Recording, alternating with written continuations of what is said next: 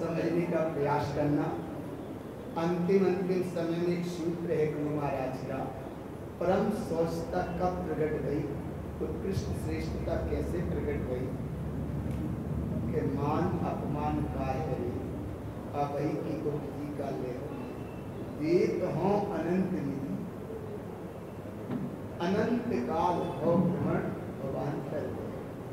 अभव भवांतर का मतलब कितने भव धारण करे, अनंत अनंत भव धारण कर ले, भव भवांतर गए, भव बदलते बदलते पंच परावर्तन क्षेत्र काल भाव भव, तो भव भवांतर माने भव के बदलते बदलते कितने अंतर पड़ गए, कितने अंतर पड़ गए। भगवान गुरु महाराज कह रहे कि कहिए अभय के मुक्ति प्रवेश, थोड़ा सा तुम्हें समय मिला है, इसलिए अभय की मुक्ति प्रवेश करो।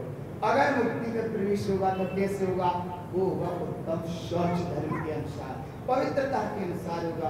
अब चित्त में मलिनता है या मन में मोह की गिरदता है या मिथ्या की मान्यता है या कर्म कसाई की रीति असली पस्ती मस्ती है वहाँ में, तो देखो कैसे होएगा। इसलिए मंदिर विधि में भी सूत्र पढ़ते हैं, बड़े अच्छे से पढ़ते हैं। तो ये मंदिर विधि धर्मोपदेश में यही शुद्धि की बात आई। उपदेश शुद्ध सार ग्रंथ में भी यही आया कि अगर असली होती है तो कहाँ से होती है, बोले शरीर सबसे पहले दृष्टि जाती है। शरीर 9 द्वारों का है, यह पिंजरा, चेतन इसमें रहता है, उड़ जाए तो क्या अचरज, अचरज कैसे रहता है, माने 9 द्वारों का यह चेतन भगवान आत्मा है, इसमें भगवान आत्मा रह रहा है और एक भी द्वार पे ताला नहीं। और इसमें शरीर में क्या क्या भरा है, शरीर की दृष्टि से अगर देखो तो जो बस्ती जो सामग्री ना मिलेगी बस्ती में, ना मिलेगी वन में, वे मिलेंगी सब तन में। ऐसी तो अपवित्रता के इसमें कौन रह रहा है, भगवान आत्मा रह रहा है। और कितने आनंद से रह रहा है, 9 द्वारों का है यह पिंजरा, चेतन इसमें रहता है, उड़ जाए तो क्या अचरज, अचरज कैसे रहता है। अचरज सबसे बड़ा ये है, कैसा अचरज है, बोले सबसे बड़ा अचरज ये है कि 9 द्वार खुले, कब निकल जाए कोई पता नहीं, लेकिन आयु कर्म जब तक रहेगा तब तक तो रहना ही रहना होता है।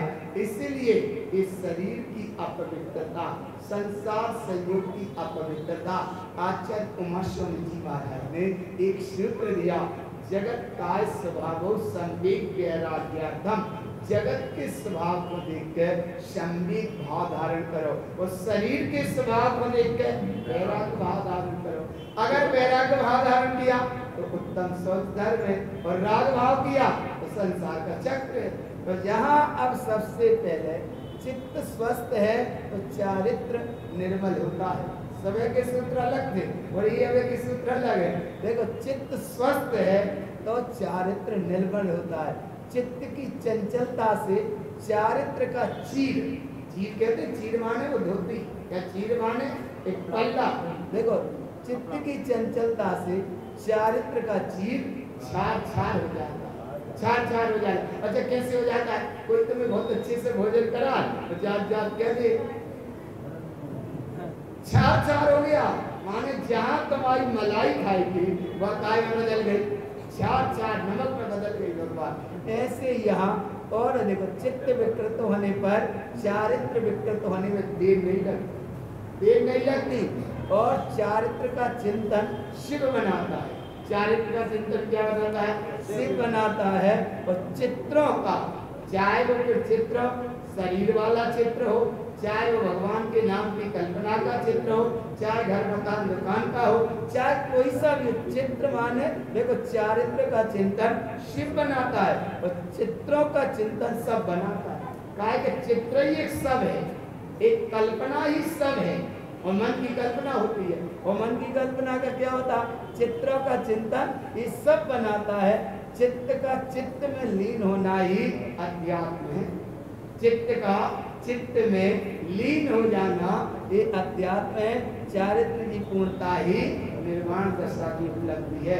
चारित्र की पूर्णता का यथा चारित्र, जैसे तत्व शुद्ध वेद बताया, सामायिक छेदों की स्थापना, पर्याय विशुद्धि, सूक्ष्म संप्राय, यथा ज्ञान, ये चारित्र के वेद हैं। तो कम से कम चित्त की शुद्धि के लाने तुम सामायिक तो करो, पहले चारित्र तो पालो। सामायिक छेदों की स्थापना, पर्याय विशुद्धि, सूक्ष्म संप्राय, यथा ज्ञान। तो भैया ये यथा ज्ञान माने चारित्र की पूर्णता ही निर्वाण दशा को उपलब्ध कराता है। तो कम से कम इतना तो करो भगवान कि पहले चारित्र तो पालो सामायिक, तो सामायिक करो। अब सामायिक भी नहीं कर रहे और चित्त कैसे पवित्र हो जाए? क्योंकि चित्त की जितनी शुद्धि होगी वो ज्ञान से होगी, ध्यान से होगी, तप से होगी, साधना से होगी, तपस्या से होगी, उत्तम स्वच्छता अर्थात पवित्रता से होगी। तो ऐसी पवित्रता तुम्हारे जीवन में आती जाए, निरंतर आती जाए, निरंतर आती जाए, उसमें अंतर ना पड़े।